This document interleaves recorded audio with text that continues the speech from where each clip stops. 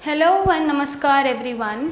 I am doctor Megha Chaturvedi. आज हम इस वीडियो में जानेंगे कि आप प्रेग्नेंट कैसे हो सकते हैं या आप कैसे कंसीव कर सकते हैं, क्योंकि आजकल हम देखते हैं जो भी लाइफस्टाइल में एडवांसमेंट हो रहा है या जैसे हमारा लाइफस्टाइल होता जा रहा है वहाँ पर आजकल सबसे ज़्यादा प्रॉब्लम आती है प्रेगनेंसी कंसीव करने के लिए। मीन्स आपको प्रेगनेंसी कंसीव ही नहीं होती। इसका भी एक रीज़न है, क्योंकि आजकल जो मैरिजेस होती हैं उनमें होता है कि पहले सेटल हो जाएं, स्टेबल हो जाएं, फाइनेंशियली स्टेबल होके, सेटल होके, एक दूसरे को अच्छे से जान के हम कैपेबल होके आगे फैमिली प्लानिंग करेंगे। और जब आप फैमिली प्लानिंग करने लगते हैं तो आपको प्रॉब्लम समझ में आती है और आप कंसीव नहीं कर पाते हो। पहले तो आप प्रोटेक्शंस ले रहे होते हो कि आपको अभी कंसेप्शन से बचना है या आपको अभी कंसीव नहीं करना है, प्लानिंग नहीं करनी है, बट बाद में जब आप प्लान करते हो तो आपको प्रॉब्लम फेस करनी पड़ती है। जो प्रेगनेंसी है वो डिफ़िकल्टी से कंसीव होती है या बहुत डिफ़िकल्टीज आती हैं, उसमें बहुत सारे अड़चन आते हैं प्रेगनेंसी कंसीव करने में, और फिर आप भागते हैं डॉक्टर्स के पास, डॉक्टर्स को कंसल्ट करने कि आपको कब कॉन्टैक्ट बनाना है, कैसे प्रेगनेंसी कंसीव करनी है। तो आज हम इस वीडियो में देखेंगे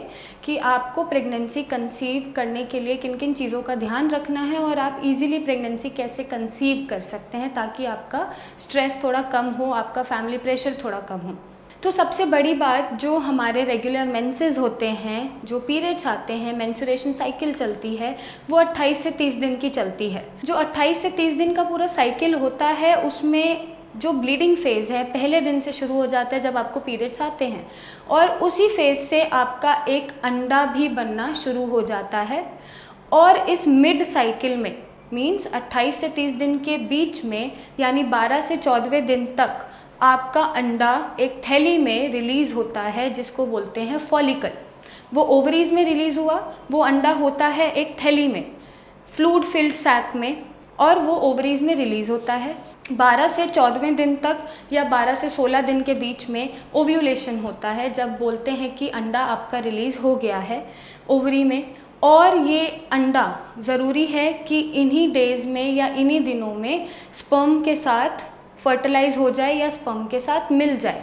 अब ये अंडा रिलीज़ होके जाता है आपकी फैलोपियन ट्यूब के एम्पुलरी जंक्शन पे, जहाँ पर स्पर्म और एग का फर्टिलाइजेशन होता है और ये दोनों मिलते हैं और आपको प्रेगनेंसी कंसीव होती है। और ये ज़रूरी है कि कंसीव करने के लिए आपका जो कांटेक्ट है अपने हस्बैंड के साथ या रिलेटिव पार्टनर्स के साथ वो इसी ओव्यूलेटरी फेज़ में होना चाहिए। तो अभी आपको क्या करना है कि आपको 11th डे के अपने, अगर आपके मेंसेस रेगुलर आ रहे हैं, 28-30 दिन का साइकिल है, तो आपको अपने पार्टनर, अपने हस्बैंड्स के साथ 11th डे से ऑल्टरनेटिवली कांटेक्ट बनाना होता है, सो दैट जब अंडा रिलीज़ हो रहा है 12वें से 14वें दिन के बीच में, 12 to 16 डेज़ के बीच में, तो उसका फर्टिलाइजेशन हो जाए स्पर्म के साथ। और फर्टिलाइजेशन जब हो जाता है तो आपको प्रेगनेंसी ईजिली कंसीव हो जाती है। अभी कंसीव करने के लिए आपको क्या ध्यान रखना है कि आपको इस ओव्यूलेटरी फेज़ में एक तो कांटेक्ट बनाना ज़रूरी है, क्योंकि आपका जो अंडा होता है वो 20 घंटे के लिए जीवित होता है आपकी बॉडी में। 20 घंटे के बाद वो डिस्ट्रॉय हो जाता है, डेड हो जाता है, और फिर से आपकी तैयारी हो जाती है पीरियड्स आने की, मीन्स ब्लीडिंग शुरू होने की। तो बेटर है कि आप इन दिनों अपने रिलेटिव पार्टनर्स के साथ कांटेक्ट बनाएं और उनके स्पर्म जो होते हैं वो परफेक्टली काउंटेबल होने चाहिए। जो नॉर्मल स्पर्म काउंट होता है वो 60 मिलियन से स्टार्ट होता है। तो ये ज़रूरी है कंसीव करने के लिए कि आपके हस्बैंड्स के जो स्पर्म काउंट है या जो नॉर्मल स्पर्म एनालिसिस होता है वो उनका काउंट 60 मिलियन तक होना चाहिए। तो अभी यहाँ पर दोनों फैक्टर्स रिस्पॉन्सिबल हैं। पहला फैक्टर ये होता है कि आपको साइकिल जो है 28-30 डेज़ का ही आना चाहिए प्रॉपरली, हर मंथ रेगुलर पीरियड्स होने चाहिए ताकि आप अपनी साइकिल को पहचान पाएँ और साथ ही साथ उसी हिसाब से आप कांटेक्ट भी बना पाएँ।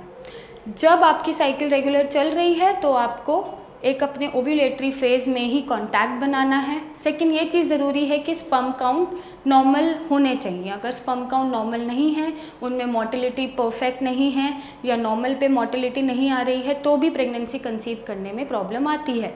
थर्ड चीज़ जो रिस्पॉन्सिबल होती है कंसीव करने के लिए वो होती है फैलोपियन ट्यूब की पेटेंसी।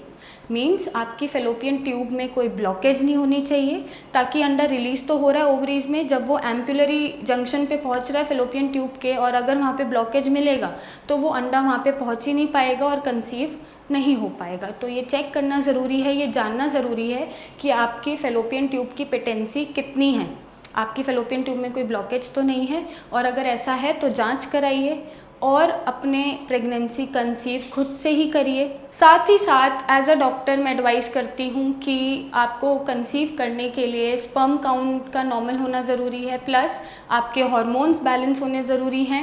आप हार्मोनल एसिड टेस्ट करा सकते हो जानने के लिए कि आपके हार्मोन्स बैलेंस हैं या नहीं। आप अल्ट्रासाउंड करा सकते हो देखने के लिए कि कोई ब्लॉकेज तो नहीं है, फेलोपियन ट्यूब की पेटेंसी है या नहीं, और आपको पीरियड्स रेगुलर आते हैं या नहीं। और अगर आप प्रेग्नेंट नहीं हो पा रहे हैं और आपको कंसीव करने में बहुत प्रॉब्लम हो रही है, आप महीनों से ट्राई कर रहे हो, आप सालों से ट्राई कर रहे हो बट आप फेल हो रहे हो, आप IVF ले चुके हो, आप तब भी नहीं कंसीव कर पा रहे हो, आप ट्रीटमेंट ले चुके हो, आप तब भी नहीं कंसीव कर पा रहे हो, तो आप हमें कॉन्टैक्ट करो।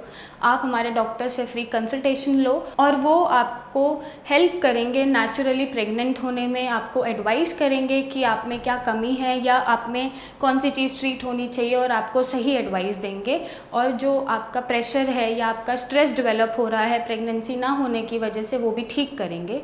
तो आप हमसे कंसल्ट करिए, हमारे डॉक्टर से पूछिए और हमसे एडवाइस लीजिए कि आपको आगे क्या करना चाहिए। क्योंकि आप जो भी एलोपैथिक ट्रीटमेंट ले रहे हो, गायनेकोलॉजिस्ट के चक्कर लगा रहे हो, आप हार्मोनल पिल्स खा रहे हो, आप ग्राफिन फॉलिकल मैच्योर होने के इंजेक्शंस ले रहे हो, या फिर आप टैबलेट्स ले रहे हो ताकि वो मैच्योर हो जाए, तो ये सब एक टाइम पे यूज़लेस हो जाता है और आपकी बॉडी में बहुत कॉम्प्लिकेशंस हो जाते हैं और ये सक्सेसफुल भी नहीं है।